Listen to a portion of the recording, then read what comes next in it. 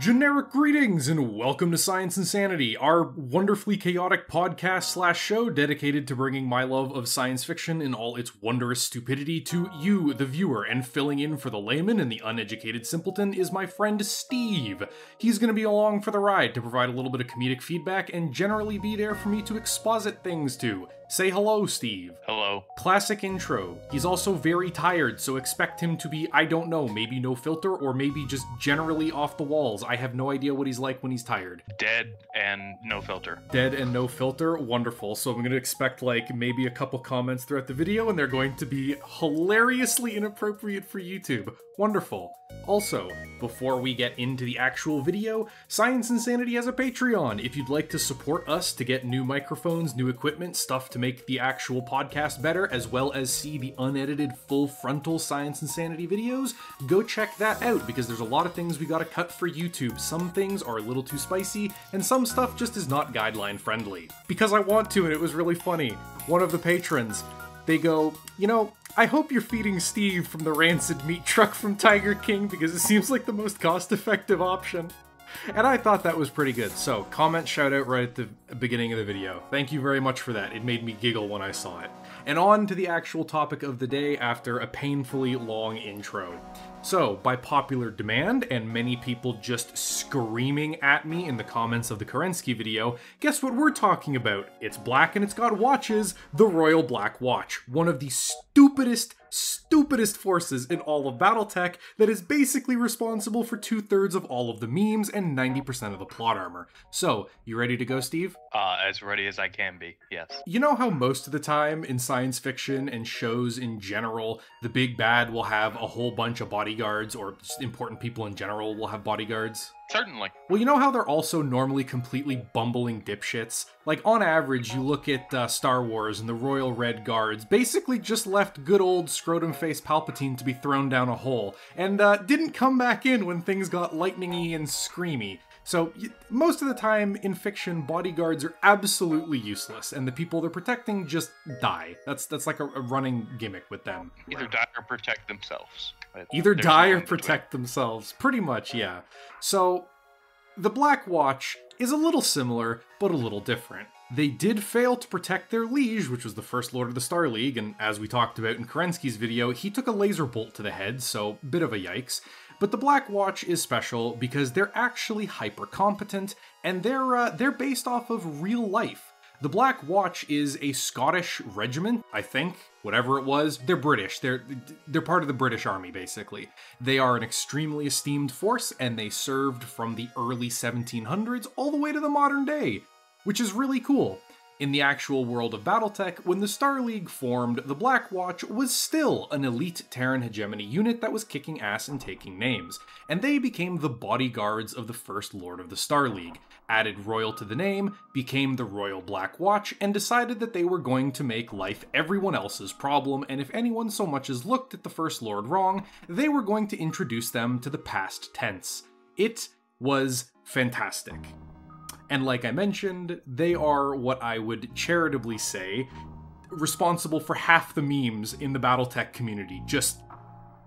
They're ridiculous. They have stupid plot armor. They're one of the most over-the-top, clearly fanfiction-esque designs and writing ever, but no one cares because they're so awesome. And they have spawned probably one of my favorite memes because of where they recruit from in their history in Battletech, and that's if you hear bagpipes, just run the other direction, you'll probably live longer.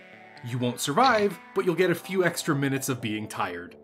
You'll get a few extra minutes to hear bagpipes. Congratulations. Yeah, pretty much. It's great. We don't know if that's a blessing or a curse. Everyone has to decide for themselves. And you know what? I'm going to preempt literally all the people here. Look, I know what you want. You know what you want. You're not here for long-winded lore explanations and detailed history. You're not here for information and explanations. You're here to listen to me shamelessly suck off the Black Watch and talk about 3 very important things. The never-ending, sun-eclipsing fury of a betrayed Scotsman, the unceasing badass plot armor and bullshit of one Hanny Schmidt, and the Battle of Puget Sound, which can, in general, be described as screw you, dying is for other people. Or more classically, I guess, for the Science Insanity in-joke of, I will tank the sun, my face is my shield! Face tanking the sun, we should put that on a shirt, by the way. I feel like I say that in literally every episode. And I feel like we bring First merch idea. Yeah, I feel like I say that literally every episode. I can't escape nukes. They're everywhere. They're like the sci-fi weapon that just shows up all over the place, apparently. Although maybe that's because of the settings we decided to talk about.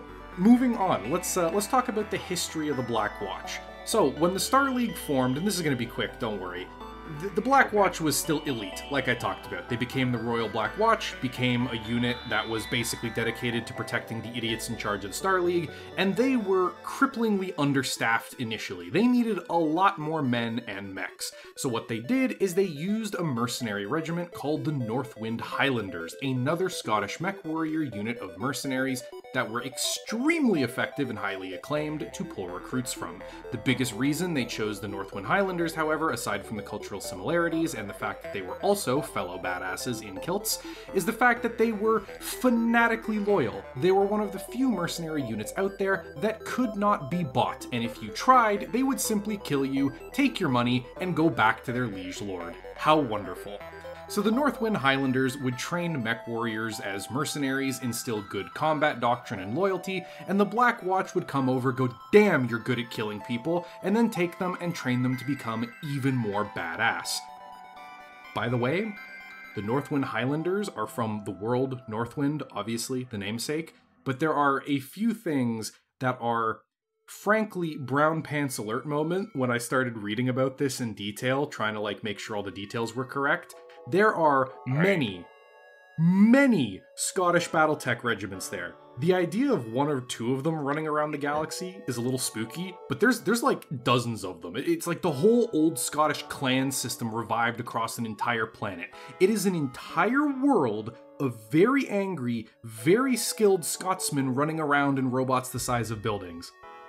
That is like a good time. Terrifying. Seems like a great tourist attraction, if I'm being honest. So, aside from already being just incredible badasses, they also put these recruits through something called the Gunslinger program. Basically, as close as you can get to actual super soldier training. In the words of the channel Pancreas No Work, a far better lore channel than our own, imagine the training of Navy SEALs or SAS go through. Now, put whatever image you have on crack, and the final result will be proficient in everything from fistfights to shootouts to beating the snot out of giant robots, optionally with one of your own. Unfortunately, like we talked about, they weren't exactly going around bashing skulls in and doing all of the badass bodyguard duties, because during the Star League era, humanity was moderately at peace. So instead of assassins running down the halls shooting or invaders invading, I guess, most of the stuff the Black Watch had to do was stop some pompous ass from poisoning the First Lord's soup, or prevent the billionth prince in need of money from scamming the First Lord by email, or, just in general, stopping the brain-dead First Lord from sticking his head into a wood chipper, because sometimes, no matter what you do, the person you're put in charge of is just determined to die. I'm with him. I mean, who wouldn't want to stick their head into a wood chipper? It's the fastest. Who wouldn't want to give a prince in need some much-needed money? Oh, yeah. Saudi Arabian prince calls up, hello, I need $500 so I can get home and I'll send you $1 million. Yep, okay, sure. All right, fair enough. I need a bank account to store my money. God, those games are so funny. They're so stupid. Anyways, so the second to last First Lord, the father of the last First Lord, was killed when he was taking an industrial mech for a joyride, and it began coming down with a nasty case of the explosions due to sabotage. And unfortunately, this is where, or I guess fortunately, because he was kind of insane and had prophetic visions, this is where he bit the bullet, and he just noped straight off the mortal coil. And while a lot of people would go, damn, Black Watch, you failed miserably, it's not like they could exactly shoot the threat or protect him from it, because the dude was literally riding on top of a bomb that was going off actively. So, what are you supposed to do about that? Simply prevent the bomb from being there. I don't know. Do your jobs. I mean, fair enough, I guess. Maybe they should have tactically shot every single part of the mech except where the guy was riding in, but I don't really know how that would have worked. Anyways though, irrelevant. He kind of deserved to die and it was the best thing that happened to him. Moving on. Eventually, the new First Lord came of age, as we talked about, and took over, that child lord of the Star League. When, surprise, a new challenger is approaching. Stefan Amaris, also known as Fat Genghis Khan, also known as the guy who ruined everything, also known as the guy who decided to wedge his fat ass through the doorframe, and just like your drunk uncle at Christmas, ruin just every good thing that's ever happened in your life. He kills the First Lord, betrays the Star League, starts the coup, yada yada, we get it. Now, we can get into the actual part you all came for. The Black Watch kicking ass. And we're gonna start talking about the battles and stuff. You ready to hear some really, really dumb action sequences, Steve? Certainly. Okay, so when Amaris took control, his first order of business was to obliterate any and all opposition to his coup. And while most of his forces planetside were wiping the floor with the remaining SLDF forces, there was one group he absolutely didn't want to deal with. That being the one, the only Royal Black Watch. The moment Amaris parted the First Lord from his head, the Black Watch were alerted that things were going very, very wrong. And Fat Genghis Khan was alerted that he had made a massive mistake. Because when you have thousands of hyper-loyal and extremely angry roided-out Scotsmen with a raging hate boner for anyone that steps on their toes, you're inviting the bagpipes and bombs. The Black Watch immediately mobilized to the palace with the intention of storming it and killing anyone who wasn't from House Cameron or who didn't immediately brown their pants and surrender. Amaris had been expecting this, however, and had set up countless kill zones, automatic turrets, explosives, defensive positions, ambushes, you name it, literally everything. He also activated the palace's security system and primed it against the Black Watch. And how do you think it went when the Black Watch forces slammed up against it? Did they throw enough meat against the wall that they were simply able to shrug off the defenses? Incorrect. The Black Watch has quantity and quality. So while Amaris' forces were waiting and ready and had been training every single day for years, like just basically these young men have been training the majority of their functional lives for this fight. Every shot they fired for their military career was to train to fight and beat the Black Watch. And when the Black Watch rammed up against these fortifications, they annihilated them. The Marines of the Watch surged forwards, disabling every defensive emplacement and turret, gunning down every traitor, and blowing entire sections of the palace into rubble as they fought their way towards the throne room. Every ambush was butchered as the Black Watch simply disregarded their pathetic attempts at resistance and informed them that a bullet to the brain is the best outcome they're gonna get in this situation. Amaris was stunned. The Black Watch were humiliating his best forces, and while they were taking heavy casualties doing it, not enough of them were dying to be considered as actually slowing them down or significant combat losses, and they were surging towards him as fast as they could. And remember, angry roided out Scotsman, that was very, very fast. And as an explosion sounded in the very, very close distance, Amaris took a moment to recolor his pants brown before fleeing, literally outrunning the Black Watch at that moment only due to sacrificing his own men, as literally moments later the Black Watch surged into the room and gunned down whatever paltry resistance was where Amaris was just hiding. But even this wasn't enough, because he had to secret himself away as fast as he could and basically seal himself in the main big throne room and pray that the Black Watch couldn't get through the security, as his men died in droves to only accomplish in draining the clips of the Black Watch, soaking their bullets, and mildly inconveniencing where they had to step to continue running across the ground. Only a mild inconvenience. Their deaths and the corpses piled high were simply a mild inconvenience for these people. Unfortunately, the Black Watch decided, no, we're not going to deal with this giant armored fortified door, screw that, because several squads donned jetpacks and heavy weapons and decided to fly all the way to the top of the palace and burn their way in from the roof. They flew barely over the ground to avoid triggering the anti-air defenses and past the scattered mechs and soldiers outside the palace that were still left, blitzing through them and killing many as they landed on the roof just above the room of Stefan Amaris' hidey hole, and while it was armored and defended, they were melting their way in rather quickly. But time was running out for Amaris. The Black Watch had him surrounded, rapidly diminishing where the fat pudding-addled usurper could flee to, and even more rapidly replenishing the job openings he had for bodyguards. And while the Watch were, like I said, taking heavy casualties, they were giving far, far worse than they got. I also imagine that, like, faintly in the background, just before you see them, the sounds of bagpipes and the bass-boosted deep-fried meme scream of "Scotland forever" could be heard before blasting at max volume as soon as they came into sight. Your final song before they deliver your express ticket to God. Nothing will convince me that's not exactly what happened. Probably some more curses in there too, other than just that. But yeah.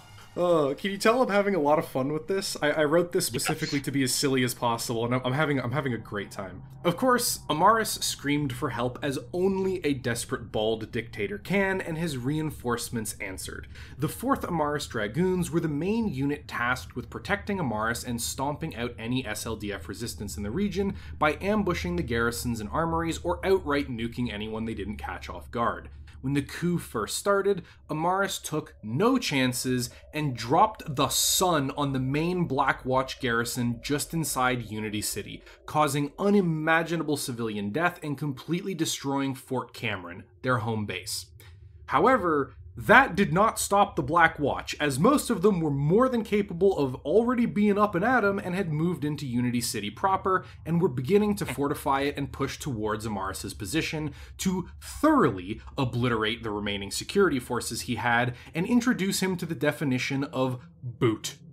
So, despite the fact that this was looking terribly for Amaris, moments later, another nuke went off. This time, out of partial desperation, they dropped it in the middle of Unity City, just obliterating the majority of that once beautiful, once pristine, and honestly, incredible city that the Star League basically had as its capital.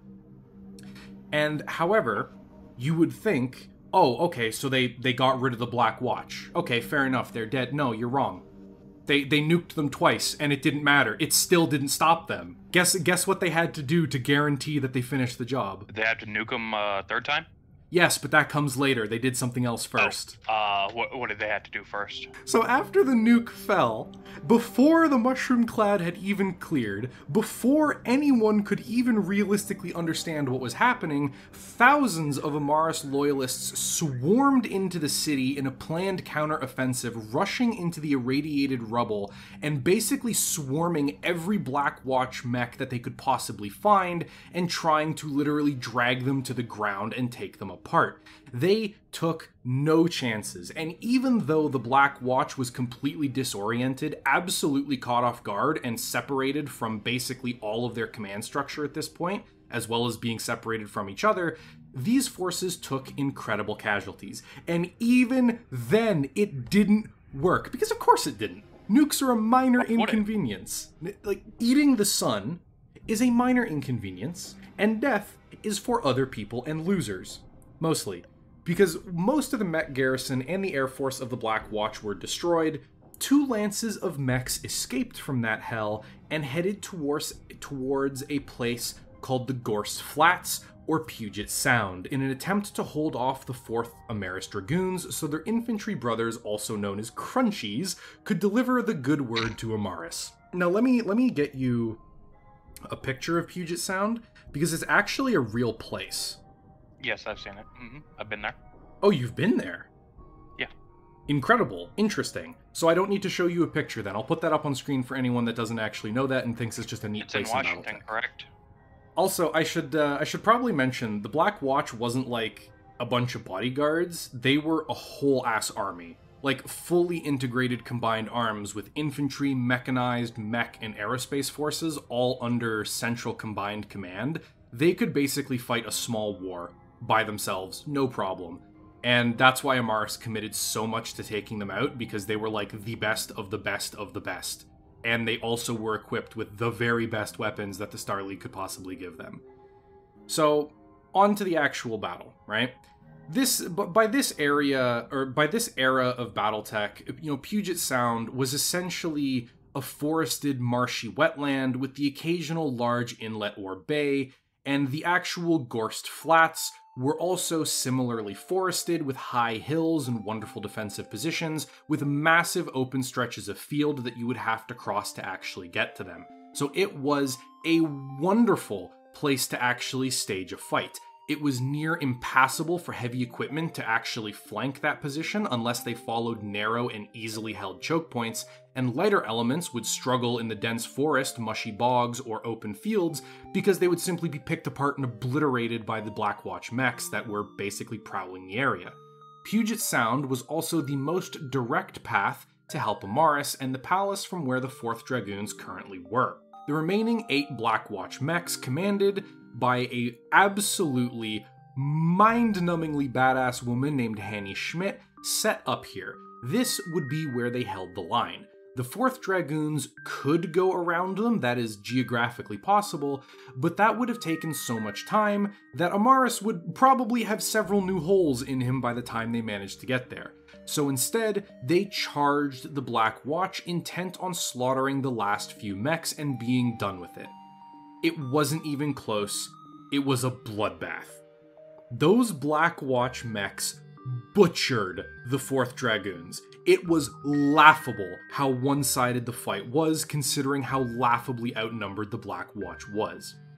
When light scouting parties of hovercraft or helicopters reconned the area, they would be swatted from the sky and smashed into the mud before so much as a curse or plea for mercy could be screamed over comms. Laser fire and missiles picking them off with deadly precision. When heavier elements moved into combat, what they thought were the Black Watch, all they found was empty air and their dead scouts, because the Black Watch had repositioned so quickly and so stealthily that they had simply disappeared from where the enemy thought they were. When tanks and artillery and heavy weapon systems set up on the edge of Puget Sound or Gorst Flats to try to provide supporting fire or long-range assistance, the Black Watch would seemingly emerge from nowhere, emerging just straight up like a ghost out of the goddamn trees and wreaking havoc on them before blending back in and disappearing again. This may not have been over in Asia, but goddammit, the trees were playing bagpipes and no one was gonna stop them. Oh. When the 4th Dragoons finally managed to get into an engagement and pin down a mech and start putting fire on it, the rest of the Black Watch would suddenly emerge from pre-prepared ambush positions and decimate the enemy, ripping them to shreds and moving on as if nothing had ever happened. After the Black Watch attacked, they would retreat through terrain that seemed fine at a first glance, only to be a death trap of sucking mud, unstable ground, and barely noticeable sinkholes. On and on this battle went. At first, it was only a few scattered units of the 4th Dragoons getting into combat. Then it was hundreds of scout vehicles, recon forces, and tanks that managed to get there ahead of their mechs, and they were butchered and forgotten. Then, later on, finally, the mechs waded in, and the real fighting began now. Or, at least so far as you can call the one-sided blowout of a fight, because, you know... Real fight in the sense that at the very least they fired back occasionally and maybe once or twice actually hit something. Did they do damage? They got at least one shot in somewhere. Yeah. It's like those old videos of Muhammad Ali fighting people. You know, the other guy is swinging, but I don't really consider that a fight. You know what I mean? Certainly. When the Amaris Dragoons mechs would get into combat with the Black Watch, even with numerical and fire superiority, it just didn't matter. They would tickle the Black Watch, and in exchange, the Black Watch would cripple half their mechs with the opening salvo, laser and autocannon rounds sent with precision into joints, cockpits, and ammo bins, while another follow-up salvo of missiles and fists would smash into weak armor, coring or crushing anything they hit. The 4th Dragoons were throwing tens of thousands of men at them, thousands of vehicles, and hundreds of mechs into Puget Sound from every possible angle, trying to break the Black Watch, and it would not work. The most they got wasn't even a drop of blood, as Thanos likes to say, but chips of metal and wisps of melted paint. That's the best they could get. While we're here, let me give you a direct quote of what the battle was like. Not exactly direct, but kind of paraphrased to make it a little more dramatic. Direct, but not. Direct, but not. Schmidt chose the Gorst Flats for her and her troops' final stand. The flats were a position well suited for a defense, with high forested hills on one side that bled into impassable mountain ranges, and the waters of Puget Sound on the other that proved a nigh insurmountable object for any heavy equipment. This prevented the Amaris Dragoons from bringing their numerical advantage to bear and forced them to advance into a meat grinder. When first contact was made by the spearhead, 10 Rimworld Republic mechs were suddenly downed before they could even respond, left smoldering on the battlefield. The Black Watch simply refused to die, completely destroying an entire company and laying a second to absolute ruin across the fields of the Gorst Flats. It was a fantastic fight. So eventually, with the frantic authorization of Stefan Amaris, the commander of the 4th Dragoons launched a nuclear strike on the Black Watch forces again in an effort to destroy them once and for all. However, the commander was a little pants-shittingly afraid by this point, because he had thrown everything plus the kitchen sink at the Black Watch, and they had simply thrown it right back at him twice as hard. So things were not going particularly well for him. To try and force the Black Watch from simply stepping out of the way and parrying that shit back at him like the filthy casual he is again, he ordered everything he had left in the area to assault the Black Watch's approximate location. Every mech, every tank, every man that could was ordered to immediately engage the Black Watch and not let them break contact. Do not let them flee. Even if you have to suicidally charge them with no ammo left, you do not let them pull back. He ordered the last of his fighting fit troops that weren't currently engaged in combat or in the immediate area to withdraw or hold their advance. And why do you think this was? Because he needed to hold him there, for the nuke, obviously. In an attempt to kill the Black Watch, the commander sacrificed whatever was left of the 2nd Company to hold the Black Watch still as the sun landed in the dead middle of them. And it still didn't work. Dying is for losers. And the sun means nothing. My face is my shield. I will tank this shit as long as I want. By this point, okay, this effort had only managed to destroy or disable 5 of the mechs that were being piloted. And when the nukes landed... Oh, no, sorry. I phrased that wrong. It's even less impressive. I got the numbers a little backwards because I'm stupid.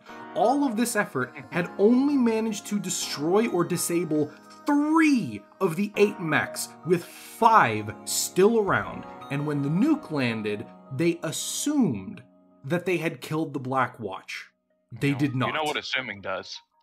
The mechs were heavily damaged. Some of them were disabled because the nuke burned out their electronics, and some were simply completely out of ammunition or having damaged reactors from just face tanking a nuke at basically point blank range. However, despite this... I've been told that can have some adverse effects to a mech. I'm not sure, though. Yeah, only a few. Luckily, the actual Black Watch are significantly tougher, so they didn't really mind it. 5 people from the original 8 actually survived this, still. They survived that, and they went on to escape from Puget Sound and go on to establish the Ghosts of the Black Watch resistance movement, dicking with Amaris and causing no end of suffering and hell to the Amaris loyalists on the world until Big Daddy Soupstock came a-knockin' looking for Fat Genghis's even fatter ass. That's Alexander Kerensky, for anyone who's wondering what that is. For anyone who's it's their first time here. For anyone who it's their first time here, that's we're talking about Alexander Kerensky. And of course, Hani Schmidt was one of those survivors, continuing to lead the resistance and personally committing multiple acts of unspeakable Scottish torture upon her enemies and upon Amaris' psyche. Presumably playing the bagpipes really loud outside of his place when he was trying to sleep. I don't know the exact details, but that's about the best I can imagine. We're gonna go with that. So, What's even better, though? What's even better is when the 4th Dragoons moved in to inspect the damage, probably half expecting the Black Watch to still be there with more mechs than they started, because I'm going to be honest, at this point, nothing is out of the realms of possibility. Dropping the sun on them may only have made them stronger. You never know. But they didn't actually find almost anything of the Black Watch. Even the mechs that they knew had been destroyed were just gone. They don't really know what happened. The only thing that they did find, the only thing that was left over, was the left arm of a Highlander mech laying in the mud. Its fingers curled back into a fist, and one of them proudly raised to the blue sky, flipping the bird to the oncoming traitor filth as they marched into the remains of the battlefield that had become a nuclear crater. That's totally canon, by the way. Like, no, not a single word of a lie. That is 100% canon. The arm, that is. The other part about the flipping the bird. It's, look, in my heart of hearts, I believe it to be true, and nobody can take this from me. That's what it is. That Highlander, even in death. Any evidence to the contrary, therefore must be true. If you can't prove me wrong, then I'm correct. End of argument. Of course, we all know how things went, unfortunately, because Stefan Amaris' coup succeeded, and the Black Watch functionally ceased to exist until after Kerensky won, and the unit was technically reformed as the Star League was kind of provisionally back and stable while the Great Houses were trying to pick a new First Lord. That didn't go well, so you can imagine how badly things ended up for the Black Watch. They basically ceased to exist. And while we're near the end, I do want to hit on a few points here before we end off, because there are some significant events I want to cover quickly, since they are some of the funniest shit in Battletech. By the way, is it obvious that this is the plot armor faction? I don't know if I've really gotten that across to you. Just a little bit, yeah. Yeah, like... Space tanking nuke seems a little bit far-fetched, if I'm being honest. I mean, not entirely sure if it's possible or not. It's so good. You see, there's two types of bad plot armor writing, okay? Or no, let me rephrase that. There's two types of plot armor writing. Bad and good, okay? If it's bad, it makes you go, damn, that's a Mary Sue. I hate it. It's disgusting. It's awful. It's terrible. I don't want to look at this. And then there is plot armor that is very, very obviously plot armor. You know exactly that this is stupid. Everyone knows that this is stupid. The writer knows that they're absolutely having a lark, but nobody cares because they took one look at it, went, it's really, really cool and really funny, so I'm gonna do it. And everyone kind of collectively shrugged and went, yeah, okay, fair enough. And everyone was okay with it. And like I said, the Black Watch, this battle, these series of events have spawned like half of the memes in all of Battletech. Like, I don't think there is a single Battletech player in this entire fandom that you cannot walk up to and say the Black Watch and not be able to have a meme off with them. Just throwing memes and jokes across the table until one of you runs out of breath. It is like one of the most iconic things in the entire setting besides the actual mechs. So, like I was saying, those points that I wanted to talk about. While the Black Watch joined the Exodus with Kerensky when the entirety of the Star League Defense Force basically noped out of the Inner Sphere, they wouldn't really maintain their heraldry or really much of their identity as it was when they completed the journey. There was a few moments along the way where the Black Watch single-handedly boarded a warship, completely commandeered it, took control away from the mutinous crew that wanted to go back to the Inner Sphere, and basically went, no, Soupstock man in charge, sit down, and prevented anyone from doing anything. They had lost the Star League Lord. They sure as shit weren't going to lose the new leader that they were protecting. Kerensky was going to live all the way to get out to the Pentagon star systems. Kerensky was going to live all the way till he made that Soupstock. Oh, someone left a comment under one of the videos that was like, Kerensky brand, no Soupstock.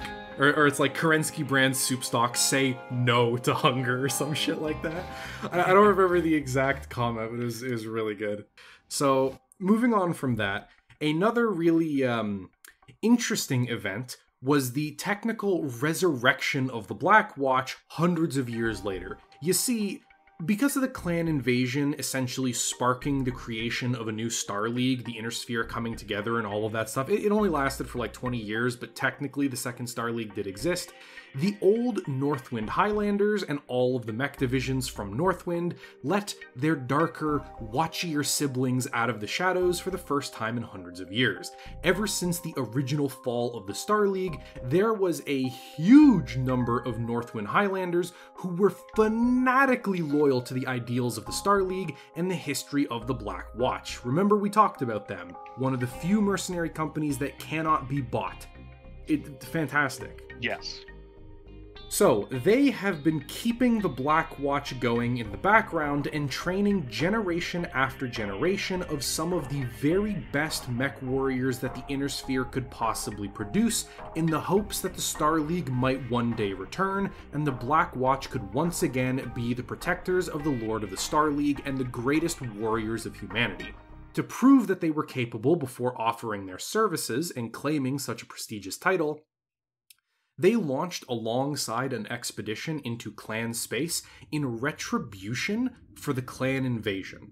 They landed on the homeworld of Clan Smoke Jaguar, one of the main clans we talked about during the clan triple video. Not these idiots again. Oh yeah, the guys that literally threw away their entire army on Puget because my honor, my inner sphere is insignificant. Bleh, clan bullshit. Yeah, they're still around, unfortunately. However, the Black Watch let the colors fly and proudly marched into battle for the first time in hundreds of years. And I want to say, despite the fact that they took a savage beating from the clan, they were fighting clanners, which means that they were outgunned, the mechs were significantly more advanced, way better, the weapon systems vastly superior to anything they could reasonably use, and they were fighting genetically enhanced crazy people that performed way above baseline human.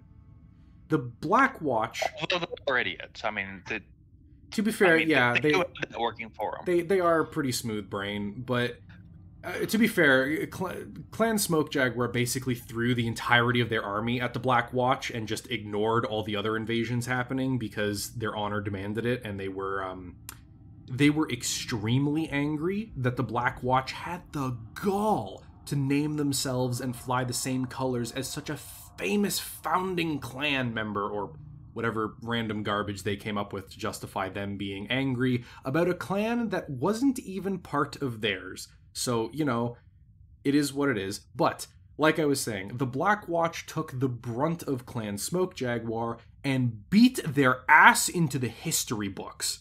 By the end of the battle, the Black Watch was reduced to 3 fully operational mechs, with most of the rest of the unit crippled or heavily damaged. Clan Smoke Jaguar were, well, they were permanently consigned to the past tense.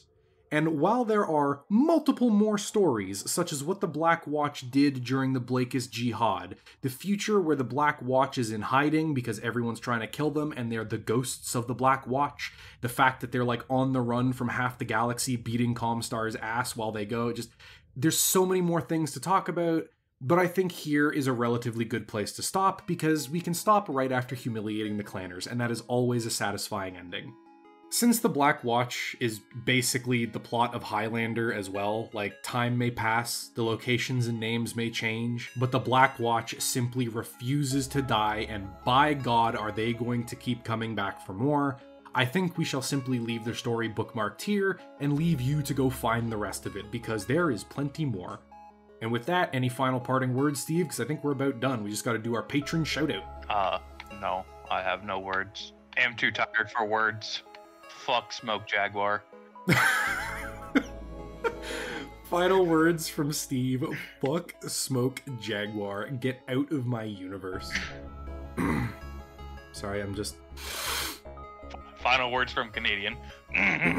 Sniff, yeah, I gotta clear my throat here. I'm dying. We hope y'all enjoyed our Patreon shout out.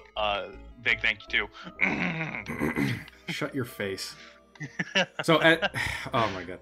At the end, special thanks to our patrons, and a big thanks to David Gabe, First Man In, and Augie WM. You know what? Just Dude, you put word salad at the end of your name. Why are you like this? I'm just gonna call you Augie from now on. Special thanks to David, Gabe, and Augie. Thank you very much for feeding Steve. Your support is greatly appreciated. Your money is going towards Steve, so he can get a microphone that does not sound like he's calling in from Xbox Live. I hope you enjoyed the video. Goodbye!